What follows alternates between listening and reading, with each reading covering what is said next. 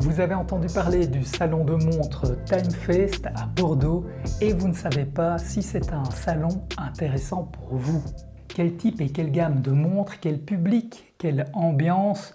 Est-ce juste pour passer quelques montres au poignet? Est-ce que ce salon vaut vraiment la peine de se déplacer, d'aller jusqu'à Bordeaux? Pour ma part, c'était plus de 10 heures de voyage et un jour et demi sur place.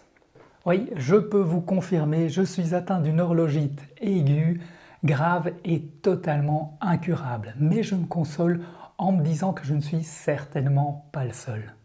Aujourd'hui, je vous donne donc mon avis sur le salon Timefest, le salon horloger de Bordeaux. 2 jours, plus de 80 exposants, plus d'1 millier de visiteurs dans un lieu agréable et facile d'accès, que ce soit en voiture ou en transport en commun. Il s'agit du stade Atlantique au nord de Bordeaux. Je ne suis jamais allé au grand salon horloger style Watch and Wonders à Genève, Watch Time Geneva ou le Baselworld à Bâle. Par contre, je suis presque certain que je peux vous dire sans me tromper qu'il ne s'agit pas du tout du même genre de salon. Ici, pas de cravate, pas de stand qui coûte le prix d'un appartement, très peu de montres de plus de 3-4 000 euros. Par contre, une ambiance vraiment très cool.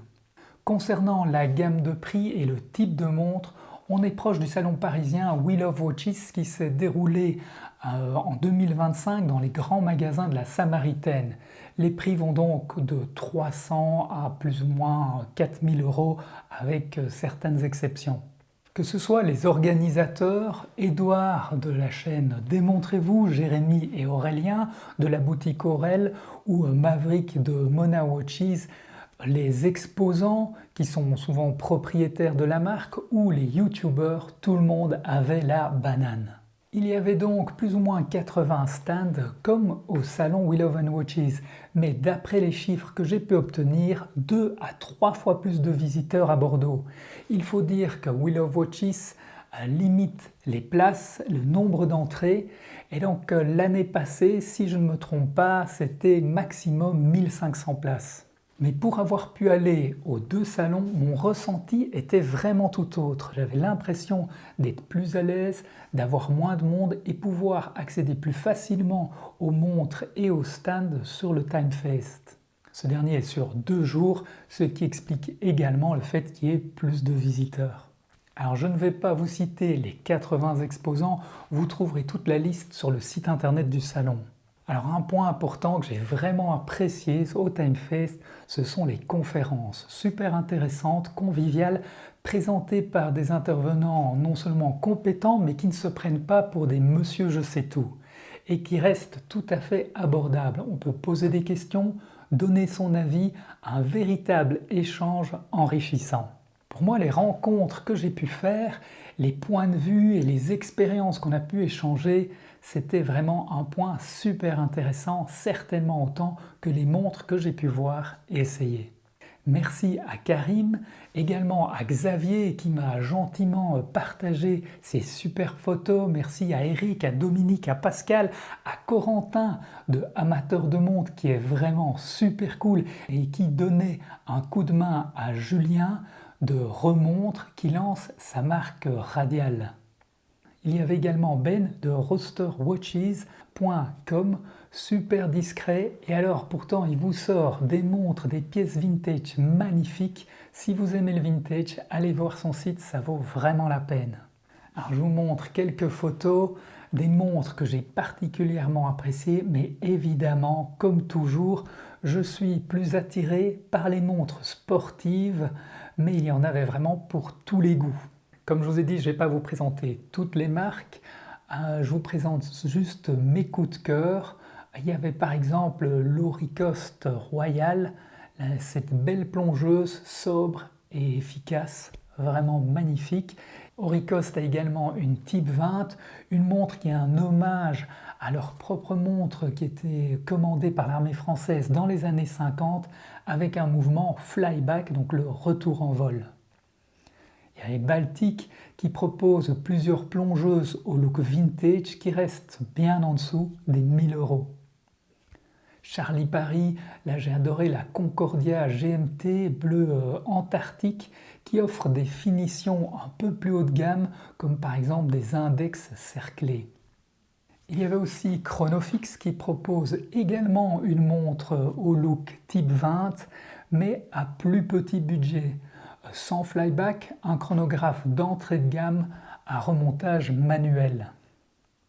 On ne pouvait pas louper Citizen qu'on ne présente plus certainement la plus grande marque internationale sur ce salon. J'ai aussi apprécié la Amphibian 250 de SK Watches, une marque qui renaît, mais comme vous allez voir, il y en a plus d'une. Chez Formex, il y avait la Reef sur laquelle on peut facilement changer soi-même la lunette sans aucun outil et ça permet d'avoir vraiment un autre look, une autre montre.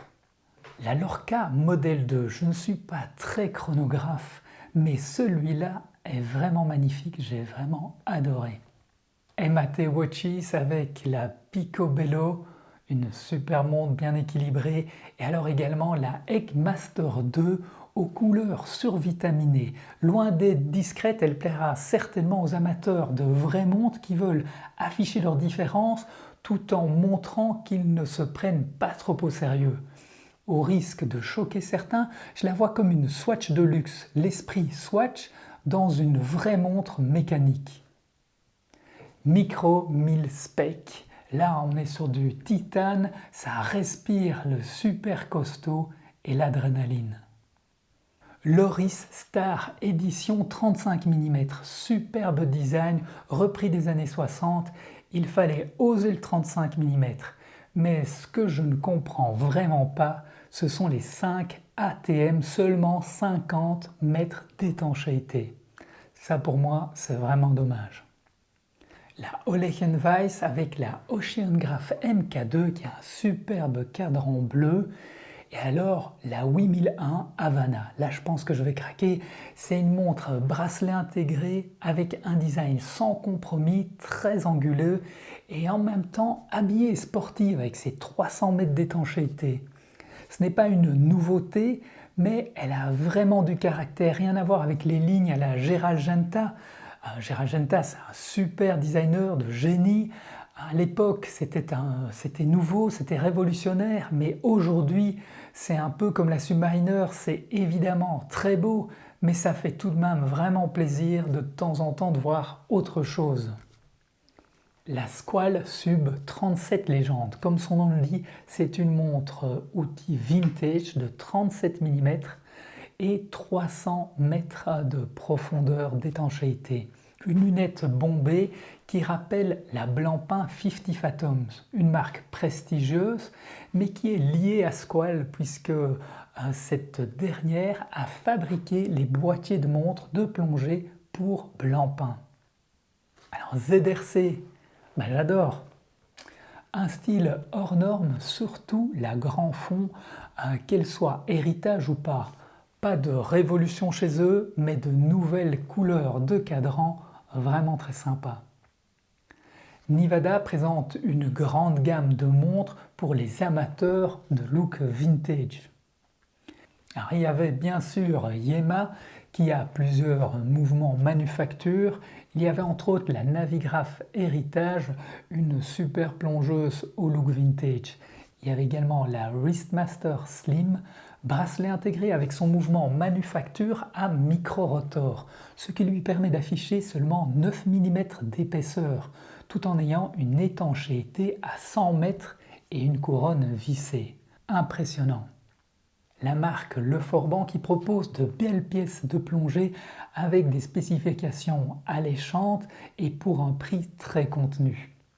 Il y a aussi Jacques Bianchi de Marseille, une marque qui a accompagné Jacques Mayol en plongée.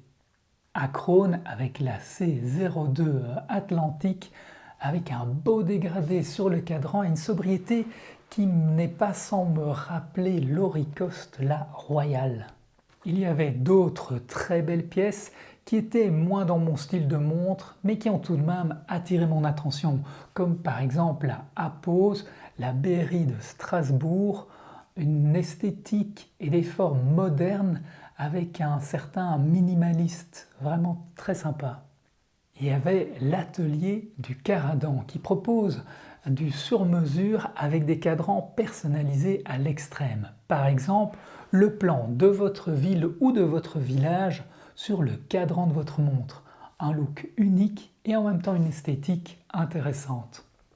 J'ai également bien aimé Pékinier pour la beauté de ses mouvements manufacture magnifiquement décorés, avec du perlage, des côtes de Genève, du soleillage, etc. Magnifique. Alors, il y avait également Skyfer and Companions, une rencontre entre l'horlogerie et les métiers d'art, avec des cadrans, entre autres, qui utilisent de la céramique, de la marqueterie ou de la gravure. Je finis par cette marque et c'est assez marrant parce que en arrivant au salon à pied le premier jour, j'ai fait un bout de chemin avec le patron Christophe Schaeffer qui avait le tour de cou des exposants. Et donc c'est comme ça que je me suis adressé à lui. Et le temps d'arriver au salon, j'ai eu droit à toutes ces explications détaillées sur les maîtres artisans, les compagnons qui travaillent avec lui. C'était vraiment passionnant. En conclusion, je dirais que si vous cherchez les grandes marques telles que Jaeger-LeCoultre, Rolex, Omega, Blancpain, Breguet, si vous cherchez de l'or et des diamants, passez votre chemin, ce ne sera pas un salon pour vous. Par contre, si les petites maisons horlogères indépendantes et innovantes, les startups, les conférences, et si vous souhaitez rencontrer une foule de passionnés, alors c'est vraiment l'événement à ne pas rater. C'était une vidéo fort différente des précédentes, alors je serais vraiment curieux d'avoir votre avis et je vous dis à très bientôt pour de nouvelles découvertes horlogères.